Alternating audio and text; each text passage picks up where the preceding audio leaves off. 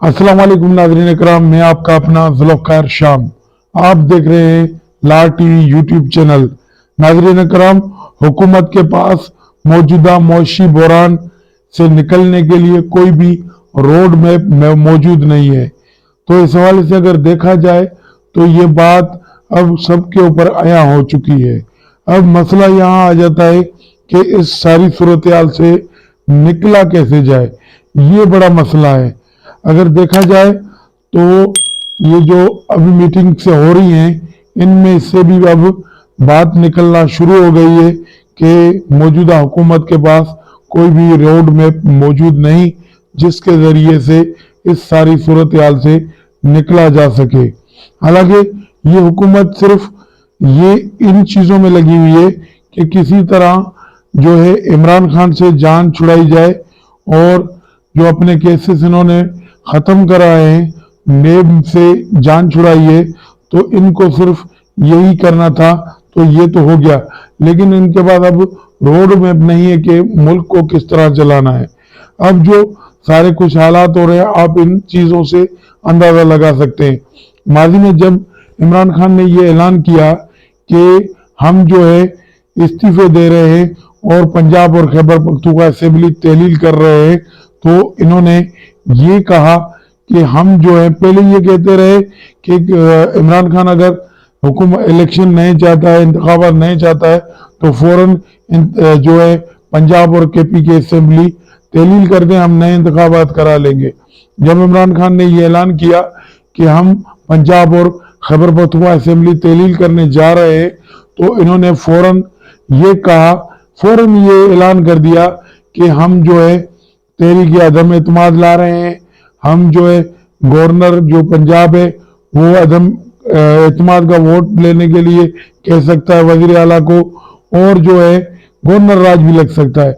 लेकिन गवर्नर राज तो इनको पता था भी नहीं लगेगा, नहीं लगा सकते ये, उसमें काफ़ी कानूनी पेचीदगियां हैं और ये सदर पाकिस्तान की मंजूरी के बगैर, रजामंदी के बगैर ये तो मुमकिन था ही नहीं।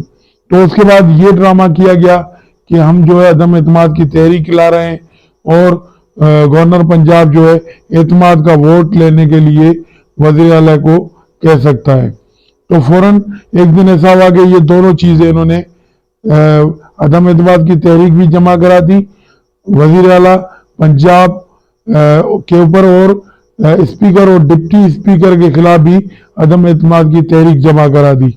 उसके बाद फौरन गवर्नर पंजाब अली रहमान ने भी एक ऑर्डर जारी कर दिया जिसके तहत यह था कि कल फौरन अगर वजीर आला पंजाब जो है वो एतमाद का वोट ले, और वो उसमें ये बताते गए कि मीडिया के हवाले से वहाँ से यहाँ से खबरें चली, तो अब ये मुझे लगता है कि वजीर आला पंजाब के बाद एतमाद नहीं है, तो इसीलिए एतमाद का वोट ले।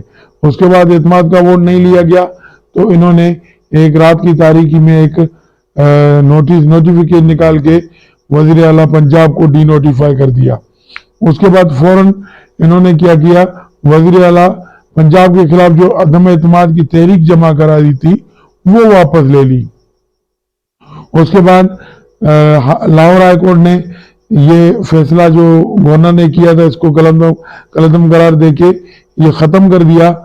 उसके बाद दोबारा वज़ीर आला पंजाब चौधरी परवेज इलाही अपने ओहदे पर फायद हो गए। तो उसके बाद जो एक्टिविटियां होती रही, तो अब आज जो खबर है आपको साथ शेयर करूं, मुस्लिम लीग नून ने अब किया क्या है। स्पीकर पंजाब असेंबली सप्तान खान और deputy speaker Punjab assembly वासिक Qayyum के खिलाफ जो तहरीक अदम एतमाद जमा कराई थी वो वापस ले ली, और उसमें जो इन्होंने जवाब बताया कि इनके नंबर पूरे नहीं है। तो नाज़रीन किराम, ये बात तो पहले सबको पता थी कि इनके पास पंजाब असेंबली में इतने नंबर ही नहीं है कि ये वजीर आला के खिलाफ या स्पीकर या डिप्टी स्पीकर के खिलाफ तहरीक अदम एतमाद ला सके, क्योंकि इनके पास क्या भी कर ले 179 180 का फिगर जो है वो था, उसके अलावा इनके पास कोई ऑप्शन था ही नहीं। इसमें सिर्फ एक बात थी کہ مسلم لیگ کاف جو ہے وہ جو ہے ان کے ساتھ مل جائے. تو انہوں نے کوششیں سر جوڑ کے کوششیں کی. حالانکہ چودھری پرویز الہی کو منانے کی کوششیں بھی کی گئی اور ایسا کچھ کرنے کی کوشش کی, کیونکہ سپریم کورٹ کا یہ فیصلہ تو واضح طور سب کو پتا کہ کوئی بھی کسی بھی پارٹی کا جو ہے وہ رکن اگر اپنی پارٹی کے خلاف ووٹ دے گا وہ نااہل تو ہو جائے گا, لیکن اس کا جو ووٹ ہے وہ بھی کاؤنٹ نہیں ہوگا. تو اس حوالے سے ان کی کوششیں تھی کہ کیونکہ پاکستان تحریک انصاف تو چھوڑو, لیکن کاف لیگ کو جو ہے کسی طرح اپنے ساتھ ملایا جائے, چودھری پرویز الہی کو اپنے ساتھ ملا لیا جائے. تو اس حوالے سے زرداری صاحب بھی لاہور میں ڈیرے ڈال کے بیٹھ گیا, وزیر اعظم پاکستان جو وہ بھی سارے کام چھوڑ کے وہاں بیٹھ گیا, اور کوششیں ہوئی جوڑ توڑ کرنے کی, بہت ساری کوششیں ہوئی, لیکن زرداری صاحب بھی ناکام ہو گئے, اور یہ ساری پی ڈی ایم قیادت جو ہے وہ اس چیز میں ناکام ہو گئی. اور اب جو ہے ان کو پتا ہے کہ نمبر تو ان کے پورے ہے نہیں, تو کسی بھی صورت میں اسپیکر یا ڈپٹی اسپیکر کے خلاف جو ہے وہ عدم اعتماد کی تحریک بھی یہ کامیاب نہیں کرا سکتے, کیونکہ پاکستان تحریک انصاف کو اس دن لازمی بات ہے بائیکاٹ کر کے چلے جانا تھا. نمبر پورے جو کرنے تھے وہ تو پی ڈی ایم کو کرنے تھے.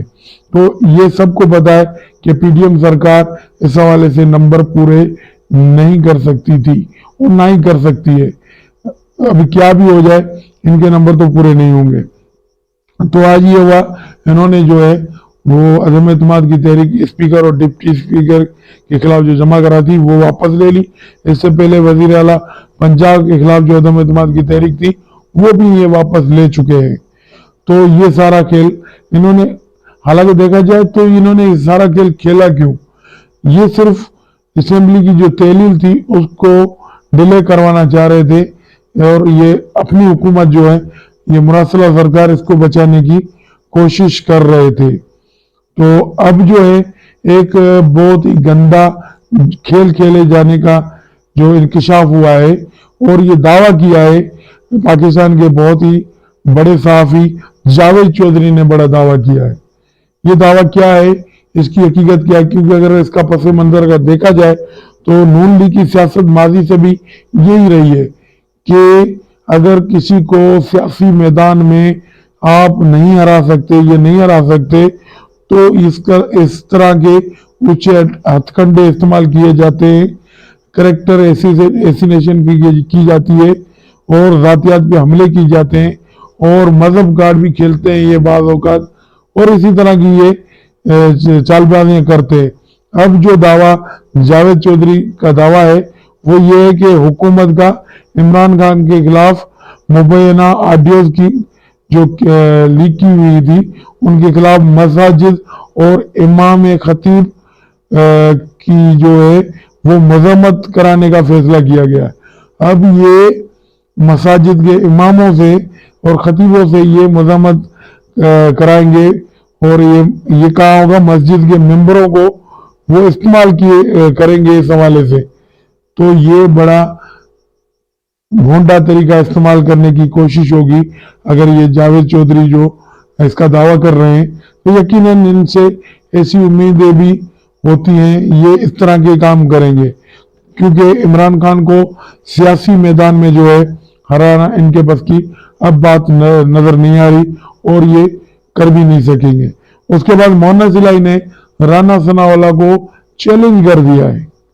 اب کس بات پہ چیلنج کیا ہے کہ انہوں نے مونس الہی نے اپنے ٹویٹر پیغام میں کہا کہ ایف آئی اے کو جو کیسز آپ ابھی لے کر بیٹھے ہوئے ہیں یہ وہی کیسز ہیں جو ہائی کورٹ نے خارج کر دیا تھا, اور پی ڈی ایم والوں جب ہم پنجاب میں اپوزیشن میں تھے تب بھی آپ سے ہم نہیں ڈرتے تھے, تو اب کیا ڈریں گے ہم, اور ہم عمران خان کے ساتھ کھڑے ہیں, جو کرنا ہے کر لو. تو یہ کوششیں ان کی ہے, اور یہ مونس الہی نے رانا ثناءاللہ کو بڑا چیلنج دے دیا ہے. تو اس طرح کی اب جو صورتحال بن رہی ہے, جو قومی سلامتی کمیٹی کا جو اجلاس ہوا اس میں بھی بڑے فیصلے ہوئے, اس کا جیسے ہی اعلامیہ آئے گا تو اس میں بھی کافی چیزیں آ جائیں گی. لیکن اس کے بعد جو چیزیں تیزی سے ہو رہی ہیں. اب آپ دیکھیں ایک بیان ابھی دوسری خبر آ گئی ہے اس بیچ میں کہ جی ڈی اے کا جو پی ڈی ایم کا جو سربراہ ہے مولانا فضل الرحمان، اس کی طبیعت ناساز ہو گئی ہے اور تمام سیاسی سرگرمیاں جو ہے اس نے منسوخ کر دی ہیں. اور یہ بھی اعلامیہ جاری ہوا ہے کہ نہ ہی تو وہ فون پر سیاسی حوالے سے کوئی بات چیت کریں گے اور مسلسل وہ ریسٹ میں چلے گئے ہیں. تو اب جو ہے وہ سیاسی سرگرمیاں انہوں نے ترک کر دی ہیں. تو اس حوالے سے اگر دیکھا جائے تو اب جو وقت ہے اس میں پی ڈی ایم کا کافی کردار سامنے آنا ہے. تو اس حوالے سے یہاں یہ خبر آنا بہت ہی معنی خیز ہے. اس کے بعد جو ایم کیو ایم پاکستان ہے اس کی دڑا بندیوں کے آپس میں جو میل ملاپ شروع کرانے کی کوشش کی گئی تو وہ بھی اب کامیاب ہوتے دکھائی نہیں دے رہے، کیونکہ گورنر سندھ جو ہے کامران ٹسوری اس کو بھی اب جوتا پڑ چکا ہے. تو اس سے یہ لگتا ہے کراچی کی عوام یہ سارے مل جائیں، الگ الگ ہو جائے یا کیا بھی کر لیں، ایک جھنڈے ایک پلیٹ فارم ایک چھت پر بھی بیٹھ جائے ایم کیو ایم کے جتنے بھی دڑے ہیں، لیکن جو کراچی کا عوام ہے وہ ان کو ریجیکٹ کر چکا ہے.